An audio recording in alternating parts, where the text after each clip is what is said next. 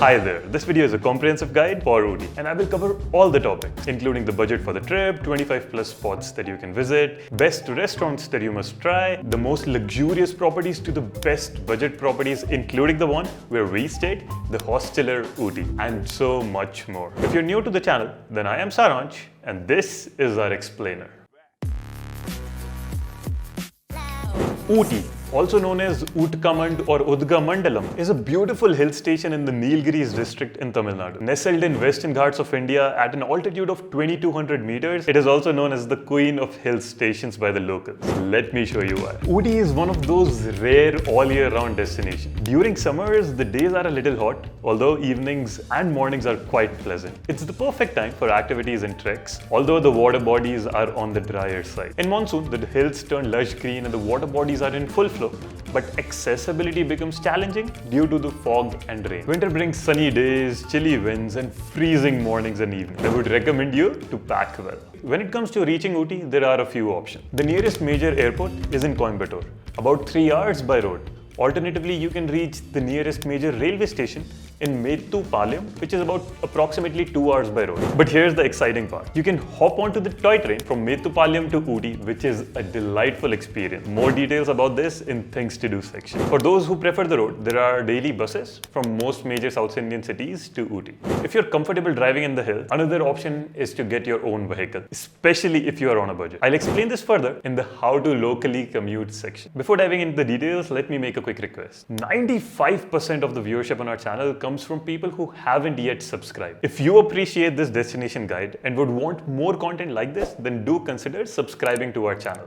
Now back to the video. 2 nights and 3 days would be the most ideal time to spend in Ooty. Going as a family or group of friends can be fun. It's safe for solo male or female travelers and the sightseeing spots are well maintained. However, Ooty is not the most budget-friendly location because of higher food and local travel costs. So be mindful while picking your options. And in general, I'd recommend it for scenic sightseeing activities rather than adventure activities. Which brings me to the next section, things to do or places to visit in Ooty. There are 28 such captivating spots that you can put on your itinerary. To make things simple, I've divided it in 4 clusters. First, places in Ooty. Second, places north and west of Ooty towards Pykara. Third, places in the east of Ooty towards Coonoor. Fourth, places in the south of Ooty towards Manjoor. Starting with the first cluster, there are 11 places to visit in Ooty. First, the Ooty toy train. There are only 4 to 5 routes across India where toy trains are in function. And the Nilgiri Mountain Railway is one such example, going from Ooty to Coonoor and then Mettupalayam. You can check out the Ooty tourism website to figure out the basic details for train timings. And you can book the toy train through the IRCTC website. Make sure to book it at least a week in advance because these tickets get sold out quickly, and especially in the peak season. Cheapest ticket for Ooty to Coonoor is 150 and Ooty to Mettupalayam is 295. For those who are coming to Ooty in a train, you can get down at Mettupalayam and then take a toy train till Ooty. Second,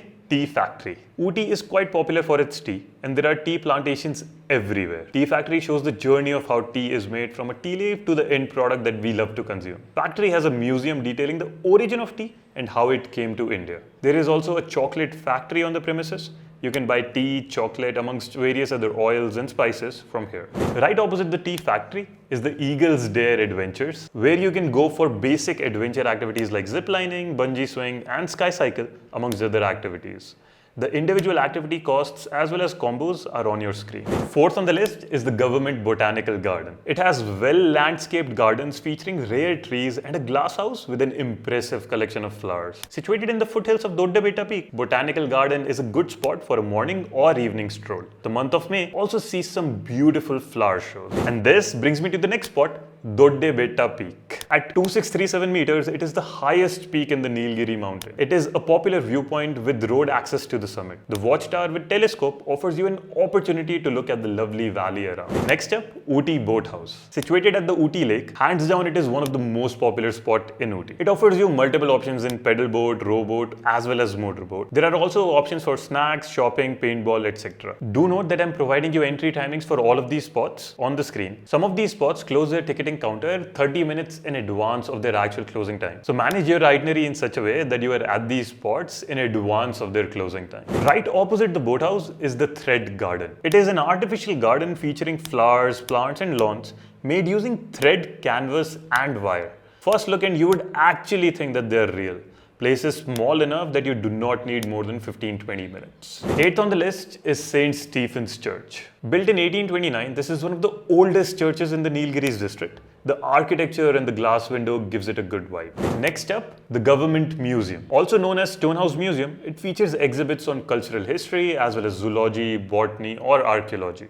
It also shows the history of a few tribes, including that of Todas, which is one of the more notable tribes from the Nilgiris. 10th place is Government Rose Garden. Designed in a huge semicircular shape, it has multiple terraces and more than 1,000 species of roses. You also get a good view of the town of Ooty. Next up, Karnataka Siri Horticultural Garden is another one of the sprawling gardens of Ooty. I would go so far as saying that it may be the most beautiful garden given the landscaping, water fountain, hanging bridge, rose garden and the splendid views. In general, toy train from this list is a must. If you are a tea lover, then Tea Factory can be fascinating. Then in the evening, Ooty Boathouse can be fun. And Karnataka Siri Horticulture Garden should be at the top of your list when it comes to garden. Also, I have made this custom Google map wherein I have pinned everything you would need, including places to visit in and around Ooty, best restaurants, hotels and other places of interest. You can access the map through the link in the description. Moving on to the second cluster, there are 7 places to visit on the north and the west of Ooty towards Pykara. First, Pine Forest. This spot has seen the shooting of so many popular Bollywood movies like Raz, Deewana and Barfi amongst others. Some of these trees in the forest are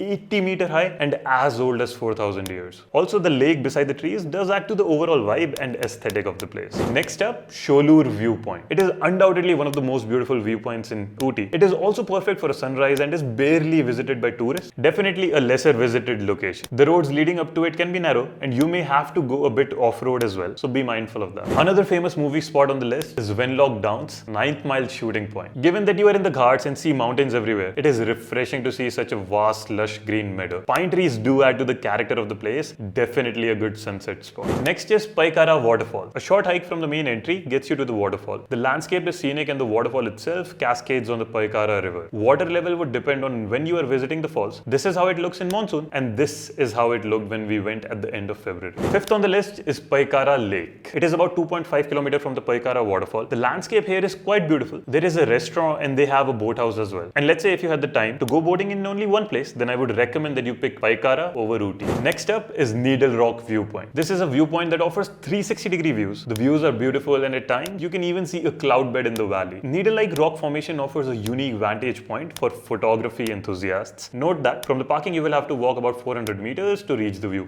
Last spot on this side is the Mudumalai Tiger Reserve. Forest Department is offering various ecotourism activities like nature stays, elephant camps and quite a few jungle safaris as well. You can look up the details as well as make bookings for all these activities from their website. Link is in the description. Note that you will find direct buses that take you from Ooty to Mudumalai. Before I continue with the rest of the places to visit, note that in the upcoming sections I will be telling you about the recommended restaurants, best stays, car and bike rentals, as well as the budget for the trip. And as for the best stays, I am excited to tell you more about the Hosteler Ooty, where we stayed on this trip and had an amazing time. Moving on to the third cluster, there are 6 places to visit on the east of Ooty towards Coonoor.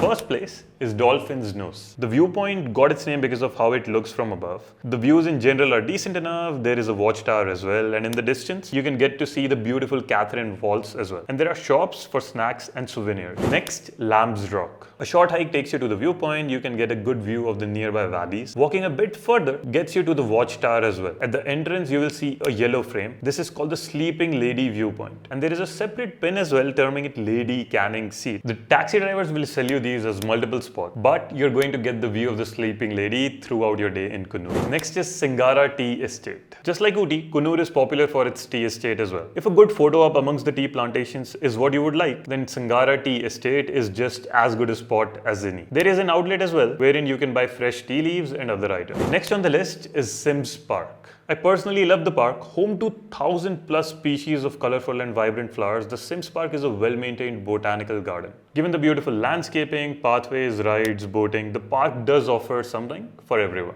Fifth on the list is tea factory or chocolate factory. I think that the tea factory in Ooty is really good. However, if you're not able to visit it, there is a good chance that you will be crossing a couple of these tea or chocolate factories while going around Coonoor as well. Note that the most popular among these is the Highfield Tea Factory, where they show you the process of tea making, chocolate making and oil processing, and you can buy these from their outlet. Moving on to the fourth cluster, there are 4 places on the south of Ooty towards Manjoor. First place is Tribal Research Center, which displays prehistoric artifacts detailing history of all the prominent tribes in the region. It also maintains records on social, cultural, economic and religious activities of the tribal. Even though the road leading up to it may be in bad condition, the research center itself offers a lot. I personally love it. Next up on this site is Emerald Lake. Loved the route till Emerald Lake. Lake itself is beautiful as well. During and post monsoons, it looks like this. When we went in Feb end, the water level was quite low. I still think the view was good. There is a dedicated viewpoint as well, or you can just wander around like us. There is no boating at this lake. Next up, Avalanche Lake. It is not too far from Emerald Lake. On your way, you will cross a forest checkpost and then arrive at a pin called Avalanche Ooty, where you can park your vehicle and take a jeep safari for about rupees 2000 per jeep, and that will take you to 3 to 4 viewpoints in the forest. During monsoons, you will have water in the waterfall and the lake. However, it looked like this when we went. And the last spot on this list is Annamalai Murugan Temple. I personally like the place. The temple is built in a huge space and is quite peaceful. There was almost no crowd. We could just walk at the hilltop, and the best part is the 360-degree views. I would definitely recommend a sunset from here. The remaining 4 major sections are the accommodation options, best restaurants, how to commute locally, and the budget for the trip. Before I continue, a small request. Creating detailed guides like this takes a significant amount of time and effort on our end, and I understand that it saves you valuable time. So if you are able to, consider supporting us by making a small contribution. You can do that by clicking on the thanks button right below this video. Thank you in advance for your support. Continuing, when it comes to accommodations, there is no shortage of options in Ooty. From budget stays to luxurious hotels, I'm going to give you a decent few options. Let me start with 4 options for high-end or luxury stays. First, Savoy Ooty IHCL Selections. Second, Fortune Resort Sullivan Court. Third, Kelso House. Fourth, Sterling Ooty at Fernhill. Moving on to the mid-range options. First, Hotel Meadows Residency. Second, Delights Inn. Third, Mountain Mist. Fourth, Heritage View. And finally, when it comes to the budget options, there are a lot of properties to choose from. However, keep in mind that these properties serve the purpose of providing you a bed, but nothing beyond that. And that is why the hostel we stayed at and loved is the Hosteler Ooty. For a more enriching experience, I highly recommend exploring one of Ooty's charming hostels. During my stay, I thoroughly enjoyed the Hosteler Ooty. This 100-year-old property has been transformed into a heritage hostel with an enchanting earthy vibe. Situated close to the city, it offers spectacular views. The common area is vibrant, Wi-Fi is fast, and the staff is friendly. The dorm rooms are perfect for budget travelers, clean and well lit. And if you prefer more privacy, their spacious private rooms come with a cozy fireplace. Overall, our 3-night stay was delightful. You can easily book through their website. Link is in the description. Moving on to the next section, Ooty is a paradise for foodies. For South Indian breakfast, you can try Ooty Coffee House and Hotel Aryas. We loved Junior Kupanna and Angara restaurant for non-veg food. Lay Cafe and Periodic Table are good for continental food. Shinko's for Chinese, Kailash Parbat for North Indian cuisine, and Cocoa Pods for good coffee. Other than these, you have the usual suspects in KFC, Pizza Hut and the like as well. And if you love your room too much, then you can order in.